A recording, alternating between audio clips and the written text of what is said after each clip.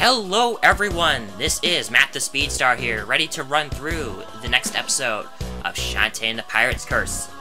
In the last episode, we got to the Cackle Tower and did quite a lot of it, obtaining Risky's hat. In this episode, we are going to continue through the Cackle Tower and probably finish it because there is not that much left to do. Alright, so, as you see, there are two lights activated. They're both green. Those were from those switches that I hit earlier in the last episode.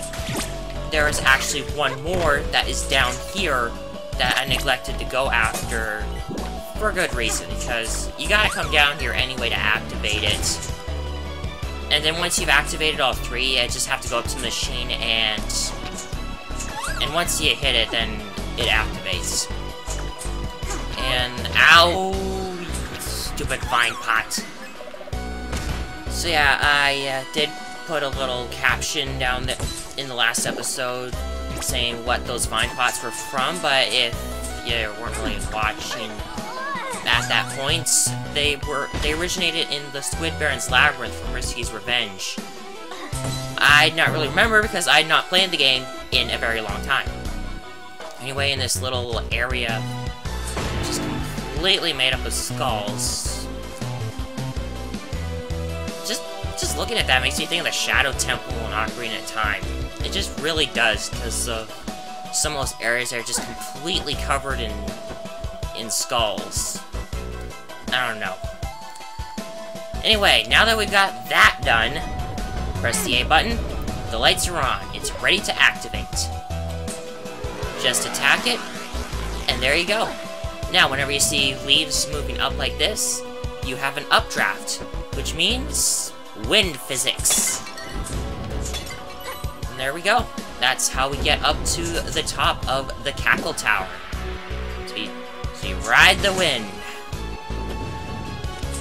And get some stuff along the way. If you missed anything at this point, you can go back and get it anytime, and yeah, anytime you want to take a shortcut back up, if you're feeling like you're not ready for the boss and want to go grab some supplies and such, yeah, you now have a shortcut to be able to head up to wherever you want to go. Right, can't go that way yet because there's a key there. We've got bats. We've got bats right here. You gotta lure them down. I'm sure you remember how these bats work in the other Shantae games. They're also pretty weak to, yeah, it just takes one hit from the pistol to actually beat them. And succubi. Lovely. Alright. You know what? Yeah, you know what? I got one, so I'm gonna use it. Super Monster Milk. There we go. I'm doing 10 extra damage a hit. And there we go. I get 2 extras. Perfect. But yeah, Super Monster Milk if you really need it. And trust me, you will later on. If you really need it, use it. But I'd rather save it for stuff like bosses and the like. Yeah, those guys, you don't really have to use Monster Milk on. Yeah, I never really thought of how much the Super Monster Milk gave, because I had never used it that much, but yeah, it gives you a 10 instead of what Monster Milk gives you. Monster Milk gives you 5. But either way, it's very helpful, especially in these early stages, if you're just not that confident in being able to last in battles. I don't know. But personally, I just rather use it for those succubi, because they are pretty tough. And you don't get to hit them all that much either. And ow. Down here. I want to hit you guys because you hit me. And yeah. Unfortunately, when you recover, you don't exactly get to get right back into the action. I think it's only until you land that you can make another attack. I don't know. Alright, so this should be the last segment before the boss. And we got spikes. Touch those. Same thing like in Run Run Roddy Tops. you get sent back to the beginning of the area. Okay, and we're done with that. We are done with that, so don't have to worry about that. Now, updrafts can be picky in some places, like, you gotta be in a specific area to get the updrafts. I don't know what to think. Anyway, last save guy, which means we are at the boss. And you got a spider right there. I do not think you can hit this one. No, you can't hit this one, so yeah, just avoid it, and head on in to the boss.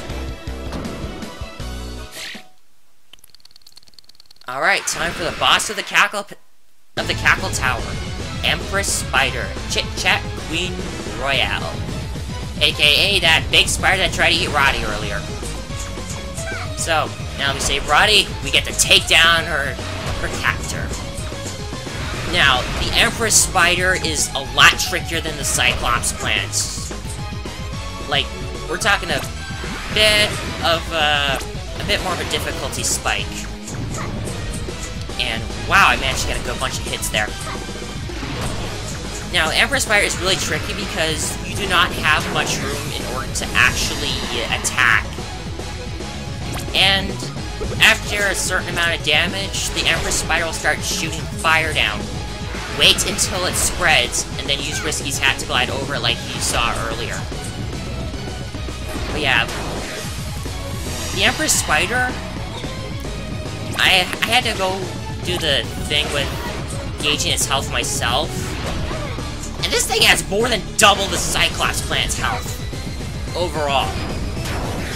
However, it doesn't have any extra faces, so you don't have to worry about that. It just starts moving faster and faster, so it's harder to hit and such. I don't know. Now, also because I've been gauging the boss health, I've actually been going the extra mile and putting how much health the bosses have for Pirate's Curse on the Shantae wiki. Thought I'd at least try and contribute, since that doesn't look like anyone else's. Alright, now we're in the last stretch. We're in the last stretch. The little egg minions here, they only take one hit from the pistol, so you don't have to worry about it. They go down really easy. And I can't think of much else, and I am running a little low on health. I'm already halfway down. But yeah, that's why I give this thing a little more of a that's why I gave it more of a difficulty level out of 10. Oh, well.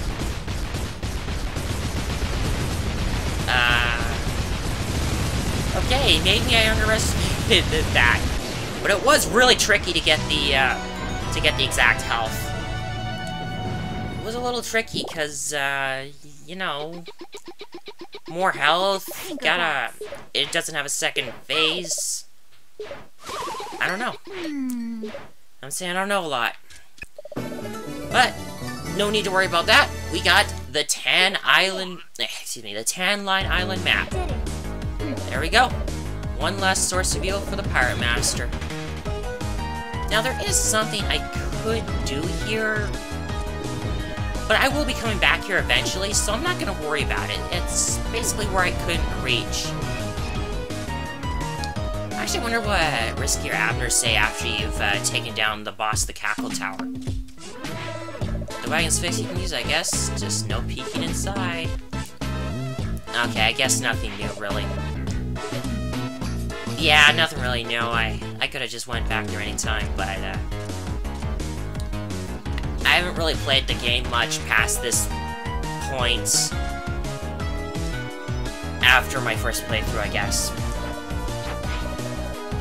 Anyway, I don't really need to worry about a Pirate Flare right now, because I want to grab some more before I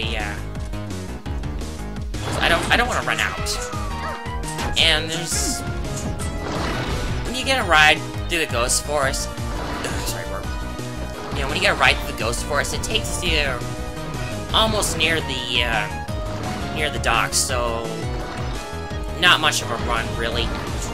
Although I might want to farm a few gems, because close to 200. Okay, never mind. I was probably like one away. Again, I can't really tell because of the screen. I can't really fix the issue either, and I don't really have to worry about it. Anyway, you're back. Not without incident, but I found another island map. And your hat. I thought you'd be excited.